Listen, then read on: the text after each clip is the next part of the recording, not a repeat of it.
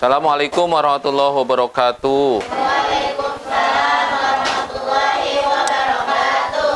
Alhamdulillah, alhamdulillahirabbil alamin. Pada kesempatan pagi hari ini kita semua bisa hadir di ruang belajar dan ini adalah nikmat yang diberikan oleh Allah Subhanahu wa taala. Oleh karena itu, sebelum kita mulai belajar, silakan dipimpin doa dulu sama KM-nya.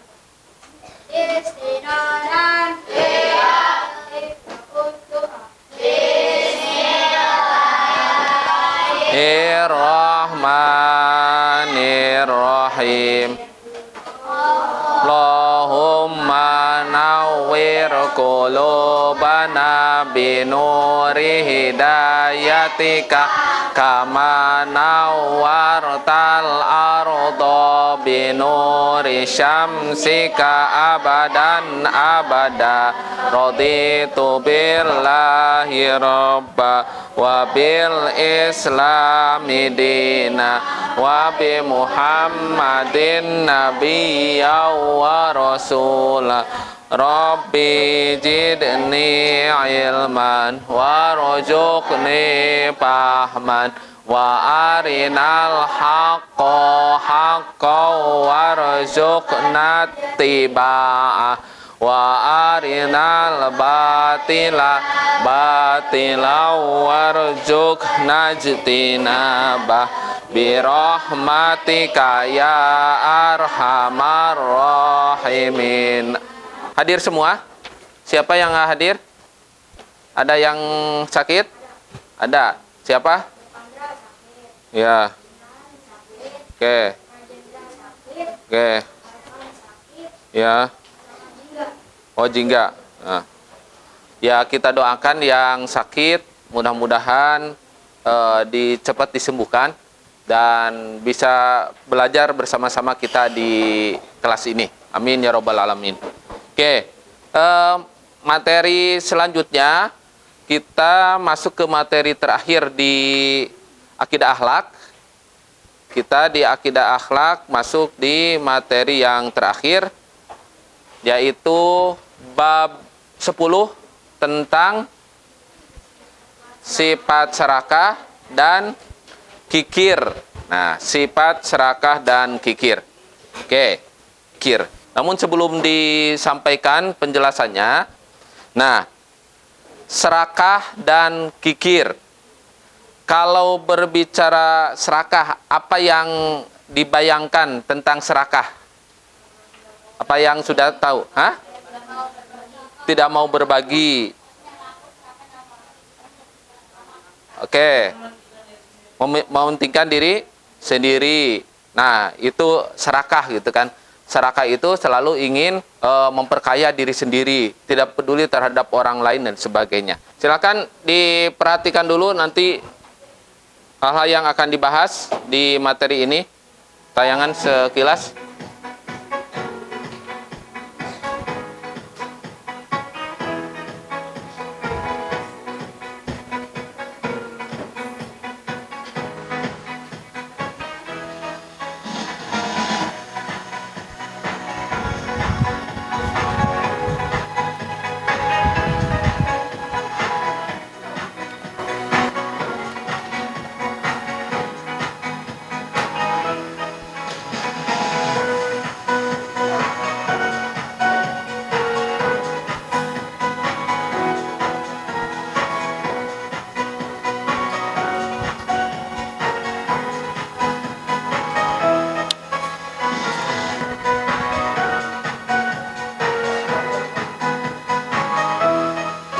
Oke, dari tayangan yang tadi, sekilas kita akan membahas masalah serakah dan kikir. Nah, ini serakah dan kikir. Ada 4 ciri orang-orang serakah. Yang pertama adalah menginginkan kekayaan dalam jumlah yang berlebihan. Jadi jumlah yang berlebihan itu merupakan salah satu ciri-ciri orang serakah. Berlebihan itu bagaimana? Berlebihan itu diantaranya adalah ciri-ciri orang yang serakah itu mengumpulkan harta benda, harta kekayaannya atau mengumpulkan materinya, bekerjanya sudah tidak mengenal waktu. Waktu sholat ditinggal misalkan. Waktunya tidur, terus bekerja. Nah, itu merupakan salah satu tanda-tanda bahwa dia itu kalau berhubungan sudah melanggar ibadah, tidak melakukan ibadah, tandanya itu orang yang sudah serakah. Yang keduanya adalah tidak pernah merasa cukup. Nah, tidak pernah merasa cukup terhadap yang diberikan oleh Allah terhadap kita, itu merupakan bagian dari tanda-tanda serakah. Yang ketiganya adalah rakus terhadap harta. Nah, dan yang keempatnya adalah lebih mementingkan kepentingan pribadi dan mengesampingkan kepentingan bersama. Itu tanda-tanda bahwa orang itu adalah serakah. Itu ya, itu tanda serakah. Terus ada penyebab. Apa sih penyebabnya orang serakah? Yang pertama adalah terlalu cinta dunia. Yang keduanya tidak bisa memahami arti hidup bermasyarakat. Ketiganya tidak mengimani qada dan qadar Allah. Yang keempatnya tidak menyadari bahwa harta adalah titipan Allah Subhanahu wa taala. Kelima, tidak sadar menjadi hamba Allah, melainkan sebagai budak dunia. Dan yang terakhir adalah lupa dengan akhirat. Itu yang menjadikan penyebab orang-orang mempunyai sifat serakah. Gitu ya. Dari yang sudah dipaparkan tadi, ada yang mau bertanya? Ditanyakan? Silakan acungkan tangannya. Oke, dari kelompok ini dulu, silakan. Apa bahaya sifat serakah bagi diri sendiri dan orang lain? Oke, bagus pertanyaannya. Jadi, apakah sifat serakah itu berbahaya? Pasti bahaya. Bahayanya buat siapa? Pertama, bahaya buat diri sendiri. Yang keduanya, bahaya buat orang lain. Karena orang yang serakah itu sudah pasti itu dibenci sama Allah Subhanahu wa taala. Kalian kan sudah tahu, sudah mendengar ada yang namanya Qarun. Qarun itu kan orang kaya waktu itu. Tapi karena kekayaannya, karena sifat serakahnya dan sifat kikirnya, dia ditenggelamkan oleh Allah Subhanahu wa taala. Nanti kita di depan akan bicara tentang Qarun ya, nanti. Tapi di situ tandanya bahwa serakah itu bahaya. Pertama, bagi diri sendirinya adalah Allah membenci orang-orang yang serakah. Bagi orang lain, berarti bagi orang lain adalah orang yang diberikan, orang yang berada di orang-orang yang serakah, itu sudah pasti nanti akan kena dolimnya.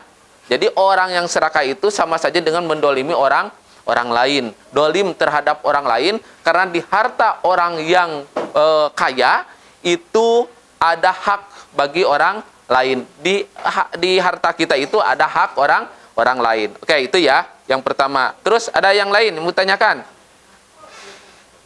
Nih perempuan dulu. Bagaimana cara mengatasi sifat kikir? Nah, jadi serakah dan kikir itu hampir sepaket.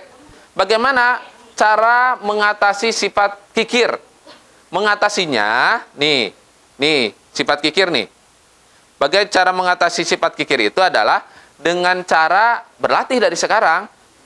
Harus berlatih, kita senang berbagi kepada teman, membantu saudara, membantu adik, membantu kakak, teman sekelas, teman sepermainan. Ya, nah itu merupakan bagian untuk mengatasi supaya sifat kikir itu tidak ada di dalam diri kita. Dan yang keduanya adalah menyadari bahwa harta yang ada di kita, nikmat yang ada di kita, itu semuanya diberikan oleh Allah Subhanahu wa ta'ala. Itu pertanyaan yang bagus tuh. Yang kedua. Ketiga, siapa yang mau bertanya lagi? Ada?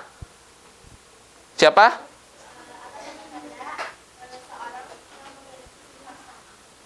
Apa tanda-tanda seseorang yang memiliki sifat serakah? Oh, tanda-tanda orang, siapa yang bisa menjawab nih? Tanda-tanda orang yang memiliki sifat serakah apa? Oke, boleh temannya yang menjawab. Apa? Tidak peduli terhadap akhirat. Nah, itu. Takut rakus. Terus takut miskin katanya. Nah, itu sebetulnya tanda-tanda orang memiliki sifat serakah. nanti. Jadi indikator atau tanda-tanda orang itu memiliki sifat serakah tadi, tidak pernah berbagi kepada orang lain, rakus terhadap hak orang lain, rakus juga terhadap harta yang diberikan oleh Allah sehingga tidak mau berbagi kepada orang lain. Itu tanda-tandanya bahwa orang itu mempunyai sifat serakah. Ada pertanyaan lagi? Satu lagi. Oke. Bagaimana cara mengatasi sifat serakah? Tadi mengatasi sifat kikir. Yang sekarang sifat serakah. Sebetulnya dua-duanya hampir sama. Mengatasi sifat serakah dan sifat kikir itu harus dimulai dari sejak dini. Sejak kita di sekolah. Jadi kalau kita di sekolah, nah ini kalau misalkan nanti berpendapat ya, kita mempunyai pendapat, kita mempunyai kesempatan untuk berbagi kepada orang lain, berbagi waktu, nggak apa-apa. Berbagi kesempatan, kalau kita mau bertanya, orang lain mau bertanya juga, silakan orang lain diberikan kesempatan untuk bertanya. Nah, itu merupakan bagian dari kita melatih supaya tidak ego terhadap diri sendiri. Jadi tidak harus semuanya kita lalui, harus semuanya kita miliki. Berbagilah dari mulai berbagi waktu, berbagi kesempatan, berbagi harta, berbagi rezeki. Itu adalah bagian dari cara mengatasi sifat serakah. Ada lagi? Satu lagi aja. Oke, satu lagi. Silakan. Apa penyebab Qarun dibinasakan oleh Allah Subhanahu wa taala? Qarun sudah pernah baca? Nanti kita baca ya, bareng-bareng ya. Nah, namun sebelum dibaca nanti kisah Qarun, nanti di akhir ada kisah Qarun. Maka kita harus paham, Qarun itu sebetulnya orang kaya, diberikan harta yang berlebih oleh Allah. Tapi dengan hartanya itu Allah binasakan karena punya sifat serakah dan kikir. Jadi intinya Qarun itu dibinasakan, ditenggelamkan sehingga sampai sekarang terkenal dengan harta Qarun. Maka itu harta Qarun itu adalah harta yang diterbenamkan oleh Allah karena sifat serakah dan kikir. Oke, terima kasih pertanyaannya. Nah, saya bagikan dulu lembar itunya ya, LKPD-nya ya. Nah, ini.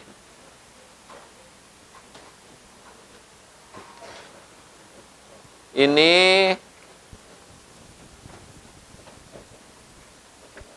coba dibagikan. Di lembar yang ada lembar kerja yang sudah dibagikan, itu silakan buka halaman yang berhubungan dengan ayo mencari kata. Ada? Nah, ayo mencari kata di situ. Ayo mencari kata dan di situ silakan diisi. Ya. Oh, jangan yang ayo mencari kata, tapi silakan dibuka dulu sebelumnya. Sebelumnya ayo mengamati di sana, ya. Ayo mengamati. Nah, di situ dulu. Nah, di situ berhubungan dengan sifat serakah dan kikir. Silakan waktunya dikasih waktu mengerjakan 5 menit untuk mengerjakan yang halaman itu, ya. Berhubungan dengan serakah dan kikir. Oke, silakan. 5 menit, ya.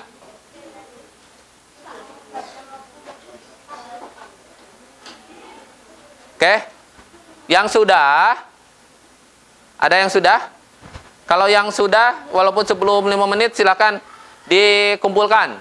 Yang halaman itu. Dipisahkan saja dari situ, diambil.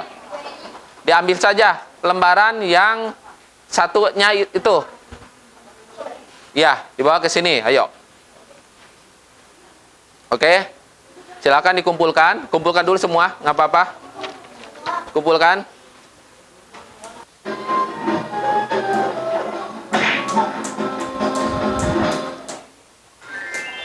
Kisah tenggelamnya harta si Qarun. Kisah ini disebutkan dalam Al-Quran Surat Al-Qasas ayat 76-83. Dalam kisah ini, Allah memberikan pelajaran tentang seseorang yang suka membanggakan diri selama hidup di dunia dan pada akhir hayatnya terkubur bersama harta bendanya. Alkisah, di suatu daerah Korun dikunjungi oleh seseorang. Ternyata yang datang adalah Nabi Musa. Beliau datang berkunjung untuk menanyakan kabar saudaranya itu. Assalamualaikum warahmatullahi wabarakatuh. Waalaikumsalam warahmatullahi wabarakatuh. Wahai saudaraku, bagaimana kabarmu? Seperti inilah keadaanku, wahai Musa. Aku sangat miskin, sampai-sampai tidak memiliki apapun untuk dimakan. Maukah kau berdoa kepada Allah Subhanahu wa Ta'ala agar memberikanku sedikit harta, supaya aku bisa bertahan hidup? Mendengar hal tersebut, Nabi Musa sangat iba dan berdoa kepada Allah agar saudaranya Korun diberi kecukupan harta. Dan permintaan itu dikabulkan oleh Allah. Hari demi hari, kekayaan Korun semakin berlimpah karena ia menguasai ilmu jual beli perhiasan. Namun sayangnya, semenjak menjadi orang kaya, Korun berubah menjadi orang yang sombong dan ria atau suka pamer. Wahai Korun, aku diperintahkan oleh Musa agar kau menyedekahkan sedikit dari hartamu untuk kepentingan amal. Enak saja. Semua harta ini aku kumpulkan dengan susah payah, dan kalian datang untuk memintanya dengan mudah. Kau sangat sombong, wahai Korun. Kami hanya meminta sedikit untuk diberikan kepada orang yang membutuhkan. Lagi pula, kekayaanmu tidak akan bertambah tanpa seizin Allah. Berani sekali kau berkata seperti itu. Pergilah, jangan datang lagi kemari. Kedua utusan Nabi Musa meninggalkan rumah Korun dan melaporkan kejadian itu kepada Nabi Musa. Hartaku sungguh sangat banyak. Tidak ada seorang pun yang bisa mengambilnya dariku. Sekarang, aku adalah satu-satunya orang terkaya di Mesir. Setiap hari, Korun selalu membanggakan dirinya. Ia sering berjalan-jalan keluar istana, mengenakan pakaian mewah, dikawal oleh para pria perkasa untuk berkeliling memamerkan kekayaannya. Untuk membawa kunci-kuncinya, tak sanggup hanya dengan satu pelayan yang berotot kekar. Wah, lihatlah Korun itu. Sekarang ia sangat kaya. Jubah yang dikenakannya berlapiskan emas yang sangat berkilau. Benar, saudara. Tapi sayangnya dia sangat sombong. Ia lupa bahwa semua harta itu milik Allah dan akan kembali kepada Allah. Nabi Musa dan pengawalnya mendatangi Korun di sebuah pasar tempatnya berjual beli emas. Wahai Musa, apa yang membuatmu jauh-jauh datang menemuiku? Kalau kau kesini hanya untuk meminta emas-emasku, sebaiknya pulanglah. Aku tidak akan memberikannya sepeser pun kepadamu. Wahai Korun, tidak ingatkah masa lalu? Dulu kau begitu miskin, sampai Allah memberikanmu semua kekayaan ini. Bah, semua itu terjadi karena ilmu dagang yang aku pelajari, bukan karena Allah. Korun tetap bersikukuh. Dari kisah Korun ini, kalau Korun itu sebetulnya orang yang taat beribadah. Tapi waktu itu adalah miskin. Karena dia itu taat beribadah dan miskin dan memiliki banyak anak. Nah, banyak anak. Bosan dengan keadaannya, Korun meminta Nabi Musa untuk apa? Untuk mendoakannya agar memberikannya harta benda yang sangat banyak, agar berdoa kepada Allah supaya diberikan harta benda yang sangat banyak. Jadi Korun itu datang ke Nabi Musa untuk meminta Nabi Musa mendoakan kepada Allah, meminta supaya dirinya itu diberikan banyak harta kekayaan. Nabi Musa dengan harapan bahwa Korun itu bisa sejahtera dan bisa menjadi orang yang soleh, maka Nabi Musa mendoakannya. Setelah didoakan oleh Nabi Musa, sehingga harta kekayaannya itu melimpah, berarti doa Nabi Musa dikabulkan, sehingga Korun itu hartanya berlimpah. Dia itu jual beli apa tadi? Jual beli emas perhiasan. Dengan ilmunya dia sehingga bisa bisa mengumpulkan harta kekayaan dengan yang banyak gitu kan. Padahal dia itu lupa harta kekayaannya itu adalah diberikan oleh Allah Subhanahu wa Ta'ala, berkat didoakan oleh Nabi Musa. Namun setelah hartanya banyak tuh, Nabi Musa mengirim utusan kepada Korun untuk meminta zakatnya. Nah, tapi ternyata Korun dengan berdalih bahwa ini harta miliknya, dari jeripayahnya Korun tidak mau memberikan. Dan pada akhirnya Nabi Musa langsung datang ke Korun, dan juga Korun juga sudah tidak mau memberikan hartanya. Akhirnya Allah benci terhadap Korun, dan Allah menurunkan azabnya. Allah membenamkan Korun beserta harta kekayaannya ke dalam perut bumi. Itu kisah Korun. Kan di dalam Al-Quran sudah dikatakan, la in syakartum la zidannakum wa la in kafartum inna adabi lasadid. Jadi orang-orang yang tidak mensyukuri nikmatnya, maka Allah akan menenggelamkan, akan mengadabnya yang sangat pedih, gitu kan, seperti itu. Oke, setelah membaca kisah Korun, silakan di situ, nih di lembar kerja, dibagikan lagi lembar kerjanya. Di lembar kerja itu ada di terakhir, silakan yang kotak-kotak itu diisi, ya. Yang kotak-kotak itu diisi supaya ya, yang ngilang itu disambungkan, gitu kan, disambungkan. Nah, silakan. Oke, silakan diisi. Sudah diisi semuanya. Dikasih waktu 5 menit. Silakan 5 menit.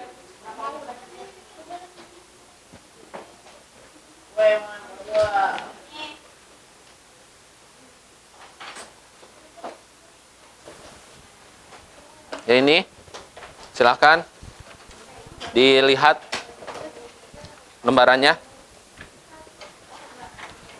Barang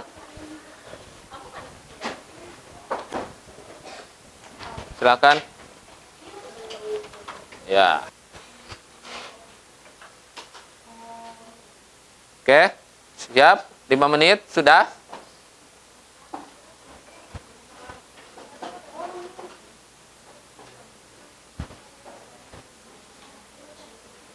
Oke, silakan kumpulkan.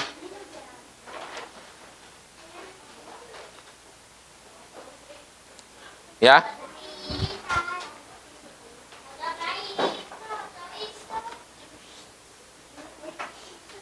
Silakan yang sudah mengumpulkan langsung duduk. Langsung duduk. Oke. Udah? Oke. Siap.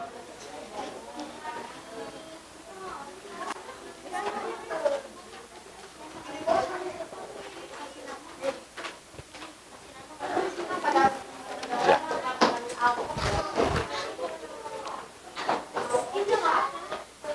Nah, kalau udah, pertemuan di hari ini kita sama-sama simpulkan. Dah, perhatikan. 1. Kalau Bapak bilang 1, tepuk tangannya 2 kali. 1. 1. Kalau bilang 2, 1 kali. 2. 2. 3. Kalau 3 berarti sekali lagi. 1. 2. 3. Oke. Nah, berarti belum konsentrasi. 3. Nah, sekarang sudah sifat serakah, kikir, dan sifat dan kisah Korun. 3 pembelajaran tadi, mari kita sama-sama simpulkan. Oke. Mari kita sama-sama simpulkan. Yang pertama, serakah. Apa sih serakah tadi? Serakah itu orang yang mempunyai sifat rakus, terus tidak mau berbagi, itu namanya serakah. Kalau kikir? Kikir sikap serakah itu adalah sikap ingin memiliki sesuatu yang lebih dari yang telah ia miliki. Jadi serakah itu ingin memiliki yang lebih dari apa yang ia miliki. Yang keduanya, sifat kikir itu adalah, kikir itu sama dengan bakhil ya. Kikir, bakhil, koret itu adalah salah satu hal yang sama. Jadi kikir itu tidak mau mengeluarkan harta yang semestinya harus dikeluarkan, itu disebutnya adalah kikir. Tidak mengeluarkan untuk zakat, tidak mengeluarkan untuk sodako, itu tandanya orangnya kikir. Dan terakhir ya adalah sifat korun. Kesimpulannya, korun itu adalah makhluk Allah, manusia yang dulunya miskin, Allah berikan harta kekayaan, tapi ketika diminta untuk dikeluarkan zakatnya, dia itu tidak mau berbagi, tidak mau mengeluarkan sebagian hartanya, dan Allah tenggelamkan dari sifat itulah, maka bahayanya sifat kikir. Dan oleh karena itulah Allah sangat membenci perilaku orang-orang yang kikir dan serakah. Terakhir, mari kita belajar refleksi. Apakah masih ada di dalam diri kita itu sifat-sifat kikir atau sifat serakah? Kalau misalkan ada, mulailah dari sekarang sedikit-sedikit kita latih untuk kita berbagi kepada orang lain. Itu yang pertama. Terus yang keduanya adalah dengan kikir itu, serakah itu, apakah memang nih pilihannya, apakah memang ini semua nih yang belajar di sini mau nggak? Apakah mau menjadi orang kaya yang kikir atau mau menjadi orang miskin yang dermawan? Hah? Orang kaya yang kikir atau orang miskin yang dermawan? Orang miskin dan dermawan. Nggak mau jadi orang kaya yang dermawan? Mau. Jadi mendingan jadi orang kaya yang dermawan. Sebetulnya orang kaya itu tidak selalu kikir, dan tidak juga orang miskin itu selalu dermawan. Karena kikir, serakah itu bisa dilatih, bisa dihindari dengan latihan-latihan dari sekarang. Latihan menjadi orang yang dermawan, latihan menjadi orang yang cukup terhadap harta yang sudah Allah berikan, terhadap apa yang sudah Allah berikan kepada kita, maka itu tandanya bahwa kita itu terhindar dari sifat serakah dan kikir, dan tandanya menjadi orang yang bersyukur. Mungkin itu tugas untuk minggu depan. Tugasnya adalah nanti akan disampaikan detailnya di grup, tapi yang pasti untuk minggu depan ada proyek nih. Kalian itu lihat di sekeliling kalian, di rumah atau di kampung di sana, ada nggak orang yang mempunyai sifat kikir? Dan nanti catat di catatan-catatannya, atau ada nggak orang yang berusaha untuk menghindari sifat serakah dan sifat kikir? Nanti buatkan videonya, berupa video. Nanti laporkan di minggu depan, kita presentasikan, kita tonton hasil karyanya. Kelompok A, kelompok B, kelompok C, dan D. Nanti minggu depan membuat video yang ada di sekitar kalian. Yang temanya adalah tentang menghindari sifat serakah dan sifat kikir. Nanti di sana dicantumkan tempatnya di mana, bagaimana, dan bagaimana cara untuk menanggulangi atau menghindari kita supaya tidak termasuk orang yang serakah dan orang yang kikir. Begitu saja. Mari kita sama-sama akhiri dengan bacaan hamdalah. Alhamdulillahirabbil alamin.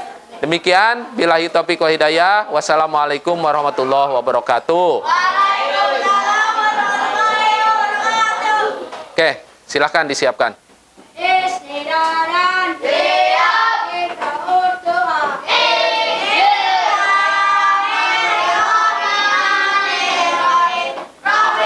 Fa'na bima alam tanah Rabbina alimna allati yanfa'una Rabbin fakina wa faki alana wa qarabati lana bidinina tawasalna